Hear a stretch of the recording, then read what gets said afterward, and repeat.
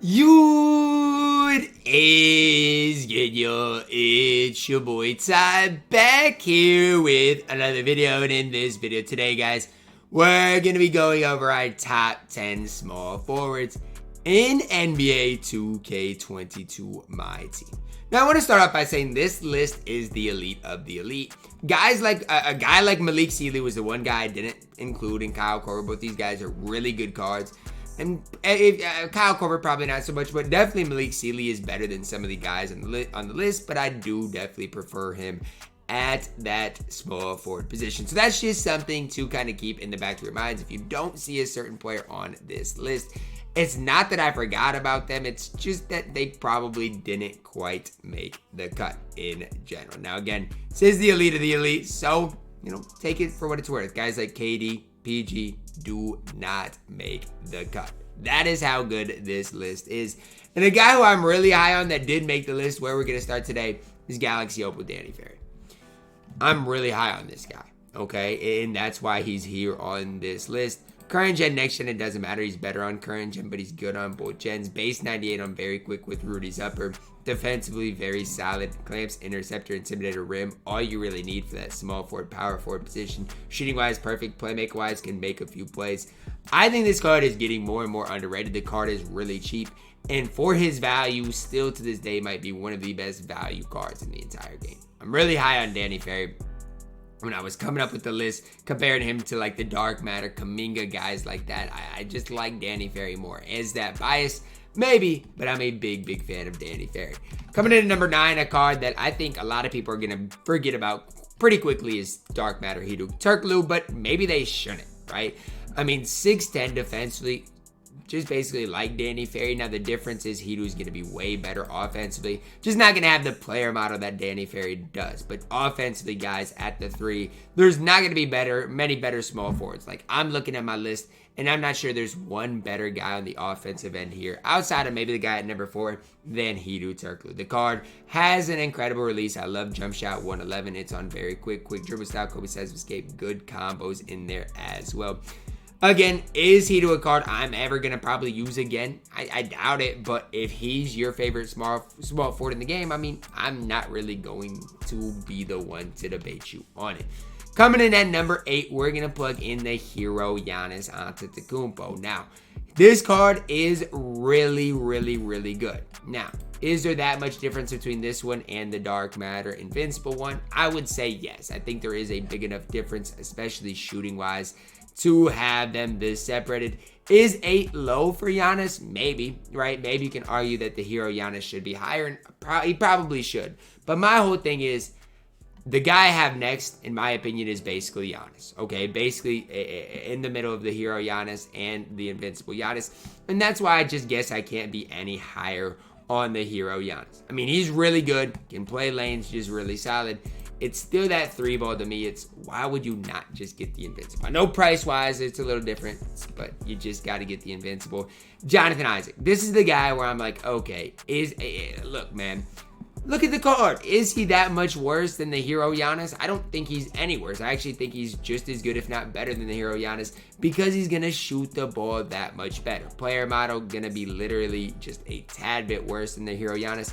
And I just prefer Jonathan Isaac. Is that maybe biased? I don't know. I do think Jonathan Isaac is going to move a little bit better with that quick dribble style. 70 on very quick is a good release. Not going to have as quick of a release as the hero Giannis, but I think in general, when you do compare Jonathan Isaac to the hero Giannis, I personally give the slight edge to Jonathan Isaac. A guy I had no idea where to put his Invincible Lebron. We're putting him in here at number 6. Now, you guys might hate this spot for him. I'm just going to be the one to tell you guys Invincible LeBron is not perfect. The card is simply not perfect. You guys might be like, well, Ty, okay, then what does he lack? His dribble sigs are horrible, guys. You cannot move that well with LeBron James.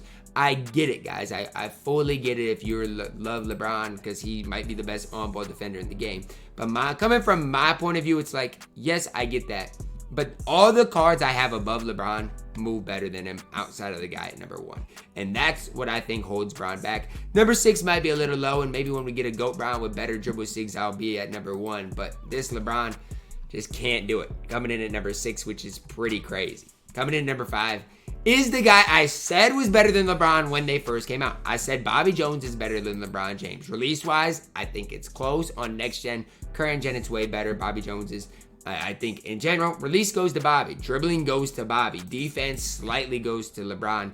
But outside of that, I think Bobby Jones is the more complete player. And even when I say defense goes to LeBron, it's not like by a lot. It's just his player model is that little bit better. I'll take Bobby over LeBron every single day of the week. I will. And is that correct of me to do? I don't know. But it's my thoughts on it because I've had a lot of success with Bobby Jones in competitive settings. Nobody can guard him. He can create his own shot defensively, can guard ball. I just think he is the ideal small forward for a lot of people out there. Coming in at number 4 for me is new Rudy. Now, he's going to be back to my number 4 is a shooting small forward shooting guard. My number 2 is a small forward shooting guard. Why? Because I feel like these guys you're more likely to play at small forward than a guy like Malik Sealy. Now, Rudy coming in here at number 4, 6'8", 7'3" wingspan, absolutely incredible. Hot spots from everywhere, 35 Hall of Famers, 39 on gold. I think Rudy is so complete. It all starts and ends with his release. Rudy base on very quick dribble style. Scotty moving behind the back, D-Rose signature combo there. But I mean, you look at the card, he's just a complete player. Finishing wise, complete. Shooting wise, incredible. Playmaker wise, pretty solid, and even defensively going to be able to hold it down for you. Can he play a shooting guard? Absolutely. I honestly think his best position probably is that shooting guard position. But if you do have Invincible MJ and let's say Invincible T-Mac and you want to run Rudy at the 3, you definitely can do that. Now this guy is I really don't know where to put, and that's Fernando Martin. I'm putting him here at number 3, but I really am unsure. Here's the deal, okay? And I want you guys to listen to me when I'm talking about this. Him compared to LeBron. Let's talk about it, okay?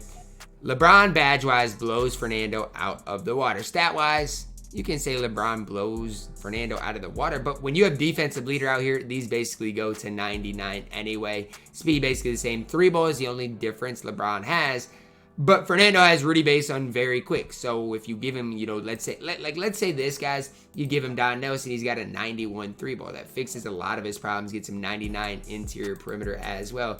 Tendency-wise, perfect. Again, Rudy base on very quick. That's way better than LeBron's release. Quick dribble style, Steve Francis size up, Trae Young escape, Scotty moving by the back. It's just, in my opinion, I don't even have Fernando yet, but it's hard for me to say he's not one of the most complete small forwards in the game. It's just hard, right? Best dribble 6, basically, top release in the game.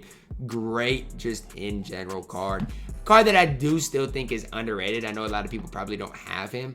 A card that I'm really excited to get, though, in general. He's just not as good as this card, though. Invincible Kawhi Leonard. He's just not. Now, again, I prefer Kawhi at shooting guard, so if you're wondering why Kawhi is not number 1, it's because I prefer him as shooting guard. I think shooting guard is his best position. Best, easiest release, 2 green in the entire game. And I think for a spot-up shooter, this Ray Allen base with 102 upper with very quick is the single best release on a catch-and-shoot shooter in the entire game. That's my opinion. I green more with this release, light lease, doesn't matter, than any other release in the game. Now, dribbling, it's a lot better because he does have quick dribble style. Still's got the Scotty behind the back change obviously helps him as well. Dribble 6 in here still could get better, and so that's something for maybe the GOAT Kawhi when we do get him that we're going to like. Quick drops off 1. I mean, come on, man. Come on, man. The best dunk packages in the game. It's tough to beat this Kawhi Leonard. And again, if you want to run him as small forward, you absolutely can. There's just one guy I simply can't put him over. That guy is Invincible Giannis. I mean, I just can't put a lot of people over him. And I know a lot of people say, Ty, it's not the year for Giannis. And okay, you're right. But if the 250K tournament was today, I guarantee this would be my starting small forward. I just guarantee it. His size, his versatility, a really good release. The Giannis based on very quick. There's just a lot that goes into Giannis being my number 1 small forward in the game. There's a lot that goes into it. Perfect defensive card. There's just not that much Giannis can't do. Now, movement-wise, again, guys, I get it. He's not going to be the best movement-wise in the game, and that's fine. But if you want movement, you can get Kawhi, you can get Rudy, you can get a lot of different guys. Now, I hope you guys don't get too mad about my small forward list, guys. There's so many guys that could have been included in this that I left off. Sean Kemp, a really solid card.